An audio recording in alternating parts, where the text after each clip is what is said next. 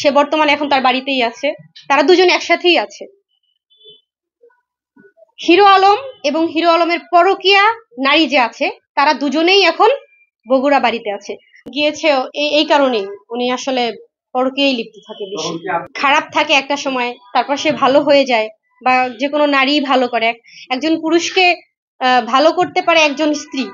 আমি সেই স্ত্রী হিসাবে অনেক চেষ্টা করেছি ভালো করার, এখন যদি না পারি সেখানে আমার কিছু করার নেই।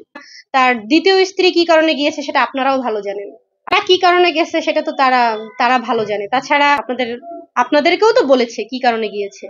না, আমি তখন তার লাইফে আসিনি। আমি তার লাইফে আসছি কখন, তার দ্বিতীয় স্ত্রীর সাথে ডিভোর্স হওয়ার 3 মাস পর, 3 মাস প্লাস।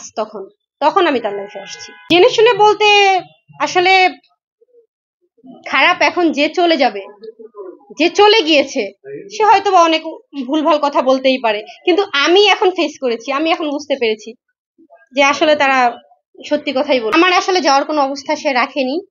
বর্তমানে বগুড়াতে তার সেই পরকীয়া প্রেমিক না প্রেমিকা, তাহলে সেইখানে আমি কিভাবে যাই বলেন।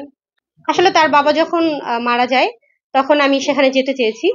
আমার ভাইয়ের মাধ্যমে সে বলেছে যে রিয়া যদি এখানে আসে তাকে আমি মেরে ফেলবো।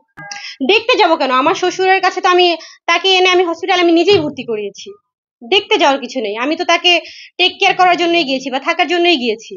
যদি সেখানে গিয়ে দেখি আমি অন্য কিছু, তাহলে তো আর সেখানে থাকা পসিবল হয় না আমার কাছে, তাই না? সেই বিষয়টা তো চলে গেছে, তার বাবাকে দেখতে গেলে তাহলে আমাকে সেটা চলে গেছে। কোরআন শরীফ নিয়ে প্রমিস করতে হবে কেন? এমনিতেই তো আমরা একটা বন্ধনে আবদ্ধ, তাই না? বিয়ের আগে কোথায় আমি যখন তার সাথে কাজ করি 15 দিন মেবি কাজ করেছি। 15 দিন কাজ করার পর কিন্তু আমি আমার মতো বাসায় ছিলাম।